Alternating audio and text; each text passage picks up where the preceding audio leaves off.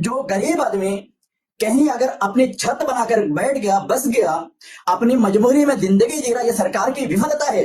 सरकार खुद अपनी विफलता पर शर्मिंदा होकर उससे माफी मांगना चाहिए कि मैंने तुम्हें जिंदगी गुजारने के लिए अच्छे से समाधान नहीं दे पाया, इसके लिए हम शर्मिंदा है। हम आगे तुम्हारे लिए कुछ करते हैं, तुम इस तरह तकलीफ उठा रहे, इसके लिए हम खुद शर्मिंदा होते हैं। ये होना चाहिए था सरकार का काम, लेकिन बेशर्म बन के सरकार इन्हें उजाड़ रही है।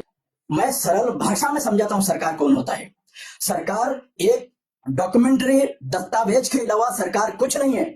सरकार सिर्फ लिखित एक प्रमाण पत्र है, और उस प्रमाण पत्र के अंडर काम करने वाले लोग सिर्फ नौकरी करते हैं। नौकरी राष्ट्रपति से लेकर नीचे चपरासी तक सब वेतन लेते हैं। लोगों की खून पसीने की कमाई से उगाई हुई टैक्स में से वेतन लेते हैं ये। इसीलिए उन पर फर्ज बनता है इन लोगों की सबसे पहले सुरक्षा निश्चित करें, इन लोगों पर कहर बरपाए। इसके लिए सरकार नहीं बनती है। इसके लिए सरकार में ऐसे जो करता है वो सीधा सीधा स्टेट स्पॉन्सर्ड टेररिज्म है। ये इसकी कोई नैतिकता नहीं बनती, इसकी कोई बुनियाद नहीं बनती, इसकी कोई आधार नहीं बनती।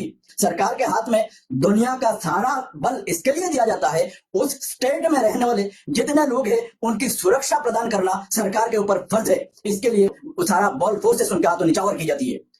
लोगों को तड़पाने के लिए नहीं, लोगों को कठिनाई देने के लिए नहीं, लोगों पर बेरोजगारी गुर्बत परोसने के लिए नहीं, लोगों पर मुसीबतें, लोगों पर गर्दिश परोसने के लिए नहीं, लोगों को सहूलत प्रदान के लिए सरकार के हाथ में बल दिया जाता है। और उस बल की सदुपयोग लोगों को सुरक्षा देने के लिए है। और लोगों को अगर ये तकलीफें दे रहे हैं तो ये इसकी दुरुपयोग है, और इस दुरुपयोग के लिए इन्हें क्रिमिनल, इन्हें अपराधी बनाकर कोर्ट में पेश करना चाहिए। ये न्याय के अंतर्गत किसी भी आधार पर नहीं आ सकता।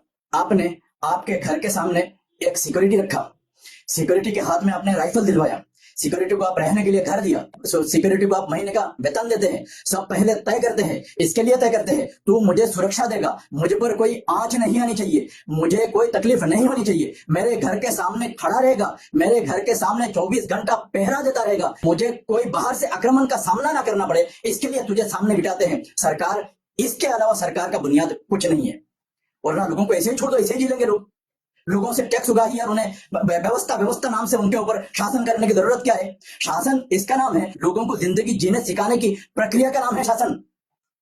शासन इसका नाम नहीं है। तुम उन्हें आतंकी बनाओ, तुम अपने अपराधों को छिपाने के लिए सरकारी बल का इस्तेमाल करो। सरकार अगर अपनी नैतिक जिम्मेदारियों से भागते हुए कोई कदम उठाए तो वो सीधा सीधा उपद्रव के अंतर्गत आएगा।